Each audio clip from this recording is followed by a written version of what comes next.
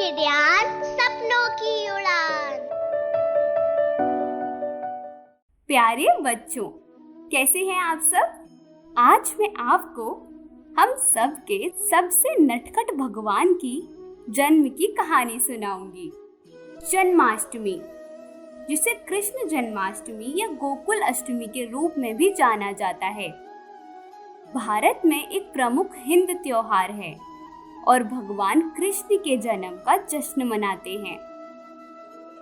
समाज और आर्यवर्त के सभी दुखों को इन्होंने काटा है। दिखते हैं वो भोगी, किंतु है वो योगी। दिखते हैं वो राजा, किंतु है वो सन्यासी। दिखते हैं वो योद्धा, किंतु है करुणामय। ज्ञानी है, ध्यानी है, दानी है, किंतु निरअभिमानी है। ऐसा केवल एक ही शख्स है। कथा नहीं है यह शंकर और सती की, ना ही कथा श्री राम की। नंद के नंदन ग्वाल बाल, कथा ये सुंदर श्याम की। मथुरा के राजा उग्रसेन, उनको बंदी बनाकर उनका पापी पुत्र स्वयं राजा बन बैठा था। लोभी, पापी, दुराचारी था। समस्त यादवों पर वो भारी था। प्रजा पर करता था अत्याचार, उसने पापों का लगाया था अंबार। कपटी, क्रोधी, गामी था, सर्व अपराधों का वो स्वामी था। वह था कंस। कंस देवकी का भाई था। जब देवकी और वासुदेव के विवाह के बाद कंस उन्हें छोड़ने जा रहा था, तो एक आकाशवाणी हुई। कंस, देवकी का 8वां पुत्र तुम्हारा वध करेगा और तुम्हारे अत्याचारों से सबको मुक्त करेगा। यह आकाशवाणी सुनकर कंस बौखला गया और उसने अपनी बहन देवकी और वासुदेव को बंदी बनाकर कारागार में डाल दिया। कंस ने अपनी मृत्यु के डर से देवकी की पहली 7 संतानों का सर दीवार पर मारकर वध कर दिया। तो इस प्रकार कंस ने देवकी और वासुदेव की सभी संतानों की हत्या कर दी। और अब 8वें पुत्र के जन्म का समय हुआ और भगवान विष्णु ने कृष्ण के रूप में जन्म लिया।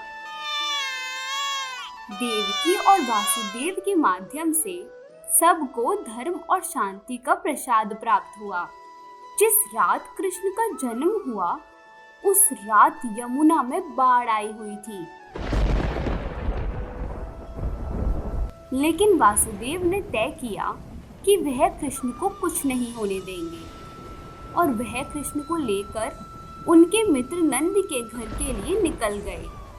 कहा जाता है कि भगवान कृष्ण के जन्म के समय देवकी और वासुदेव की बेड़ियां अपने आप टूट गई थी और कारागार के दरवाजे भी खुल गए थे। कृष्ण को गोकुल तक पहुंचाने के लिए यमुना ने भी सहायता की और मार्ग दिया। जब उन्हें परेशानी हुई, तब 10 सिर वाला सांप उनकी रक्षा के लिए आ गया। यह सब देखकर वासुदेव को विश्वास हो गया कि उनका पुत्र कोई आम बच्चा नहीं है, वह दिव्य है। और वासुदेव उन्हें सुरक्षित गोकुल तक ले जा पाए। वासुदेव के मित्र नंद ने अपनी पुत्री वासुदेव को दे दी। देवकी और वासुदेव को लगा कि यह तो एक कन्या है, तो शायद कंस इसका वध ना करे। पर कंस तो भयभीत था, इसलिए उसने इस कन्या का भी वध करना चाहा। किंतु वह कन्या देवी दुर्गा का रूप थी। जैसे ही कंस ने उसे दीवार की तरफ फेंका, वह गायब हो गई। जन्माष्टमी का यह त्योहार हम भगवान कृष्ण के जन्मदिन पर ही मनाते हैं। जन्माष्टमी इस वर्ष 11 अगस्त को मनाया जाएगा।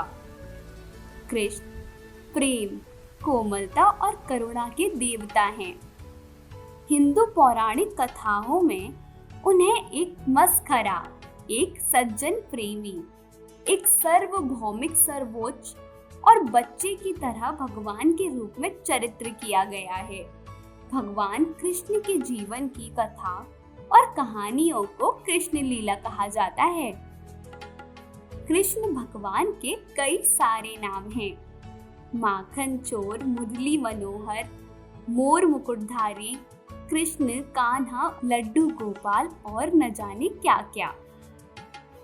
तो आशा करती हूँ आप सबको कृष्ण भगवान के जन्म की कहानी पसंद आई होगी। मैं आप सबसे जल्द मिलूंगी। तब तक के लिए आप सब भी जन्माष्टमी की तैयारियां कीजिए। हैप्पी जन्माष्टमी। और हाँ, आप सुनते रहिए किडियान, सपनों की उड़ान।